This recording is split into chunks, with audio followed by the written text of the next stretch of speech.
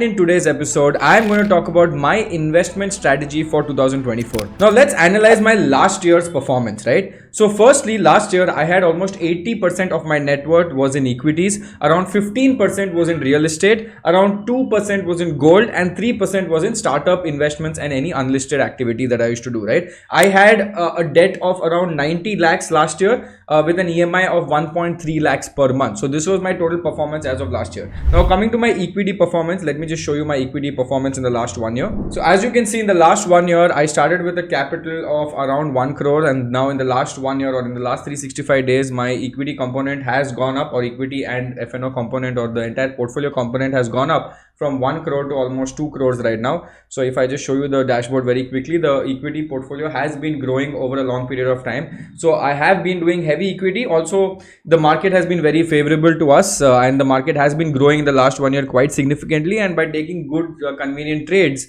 we are able to win. Obviously, there have been losses, there have been wins as well, but obviously the wins are outweighing the losses as well, right? Now, another significant thing I want to show you guys is in the last 1 year, if I show you my PNL for F&O, right?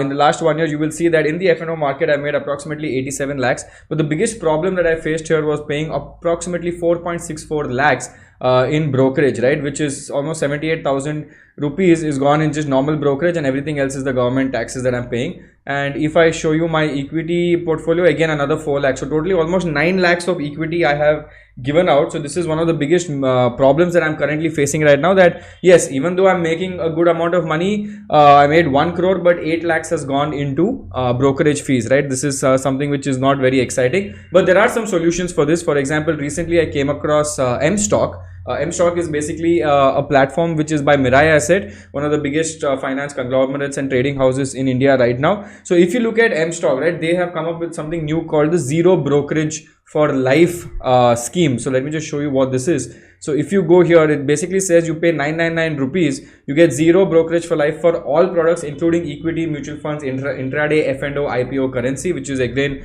very interesting. You should check it out. And if you pay another 999, you get free AMC for life as well. Or you say, I don't want that, I don't do intraday, Shashank, that is completely fine. You can just open your account with zero charges for delivery, mutual funds and IPO, and then pay 999 one time again for a lifetime free AMC as well. So this is something that is very unique that is come out in the market, and I might be switching to this very soon, only because I've been giving away a lot of money in just brokerage charges, right? And as you can see, this is how the entire brokerage market looks like right now. This is how the entire thing looks like. So there is definite advantages over here as well. Now, apart from this, they also have some other interesting features like one-click order execution. They have one-click order placement. They also have this voice search where you can search for your preferred stocks as well. And they also have some pre-designed index baskets, which you can also check out. So do check it out. So this is basically what I'm going to do in my equity portfolio and what I have done in the past and what I need to definitely change going forward, right? Now, coming to my real estate portfolio.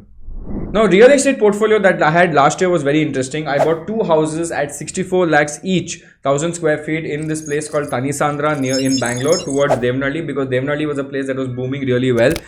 So I basically paid in the last 14 months. I took a 10-year loan period. I had 65,000 that I had to pay per flat. My entire interest on each house was approximately 2 lakhs. So one of the house I've just recently sold for a profit. I bought it at 64 plus 2 lakh interest 66. I have sold it at 86. The other one is gone to debt zero. So I've cleared my entire loan amount, or I've cleared my entire principal amount that was there. I've still paid 2.5 lakhs of interest over there. So my 64 lakh flat now is currently trading at 1.2. So overall, if you look at my housing portfolio, I think both have given me significant amount of returns in the last 1 year. But today I see that it is slightly saturated. So this was what happened in the last year to 1 year, right? Now coming to my gold allocation. So last year, I keep buying physical gold a lot. I know that there are a lot of other options like SGB, ETFs, index, but I prefer little old school. I prefer buying the physical gold as well. Also helps my wife with whatever jewelry she wants. I think last year we were up to around 30 grams.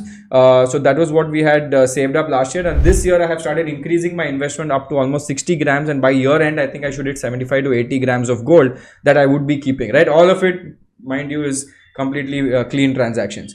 Now, apart from that, I had two more investment avenues. One was my unlisted shares. Now, unlisted shares, I had CSK shares. I had bought at 200 rupees. Even now, after 1 year, it is trading at 190. So there has been zero returns. Opportunity cost, I've lost. Inflation money, I've lost. So that was a very bad investment. But I'm keeping it for a longer period of time. So let us see. Even though CSK won last year, there was no significant improvement in the shares of CSK. I bought another unlisted share that is in the opto semiconductor space very recently. I bought it 4 months ago at 690 rupees. Now it is trading at 1080. So in 4 months, it's also gone up by around 50-60%. But it's very illiquid, and their IPO is supposed to come out in the next 1-2 months. So if that happens, then I should get a significant listing gains. But I also have a lock-in period that I have to respect. So that is a problem. Now, startup investments also have done on the tune of around 30 to 40 lakhs last year and the year before that. But if you want to know about that, let me know in the comment section. Just type startups and I'll make a separate video of all the startups that I've invested and what is the current holding of those startups as well. So I can do that. Now, coming to my plan of 2024, what am I going to do right now? Now, last year, 80% of my portfolio was in equity, 15% was in real estate. This year, I'm going to double down on equity. I'm going up to 90% into equity. I am not doing any new real estate investments this year. I'm completely debt free as of today. I do have a small car loan that I picked up last year, but that is very, very minimal. It's around 40-50,000 rupees a month. But my house is cleared, right? I have a beautiful asset sitting at 1.2 crores.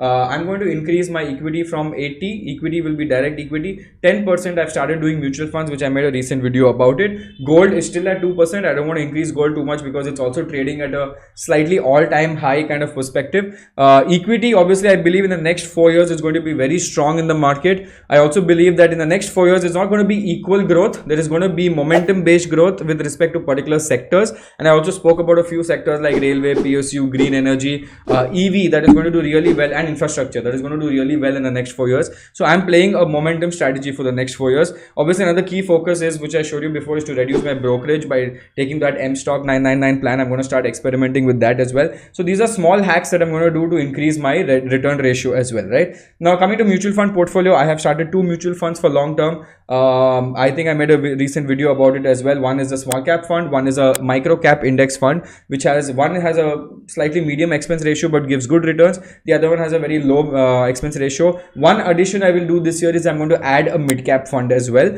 in this entire mix. Now, gold, again, as I told you, I'm going to increase this allocation to approximately 75 grams. I'm not in a rush because gold is currently at an all-time high. I will do buy on dips, or I will just keep consistently buying, as I have no problem with that. Now, coming to SIP, last year I was on creator income. I think this year most of my income is coming from salary. So I would be investing approximately 2 to 3 lakhs per month additional income that is going to be invested into my equity portfolio over and above what it has already been built to increase my portfolio now. So I think my goal is in 2024 to jump my portfolio from 2 crores to 3 crores, because I think till July the market is going to be muted. There is not going to be too much activity, but it's also called the golden accumulation zone. So I'm going to buy as much as possible. So guys, that's it for today's episode. I wanted to give you guys a small brief of my investing pattern last year and my investment pattern this year. And if you want to know more about my startup investments, then just comment below saying startups and I will do more related information about that. Also, if you want a little bit more information about my house buying strategy that I use to make money,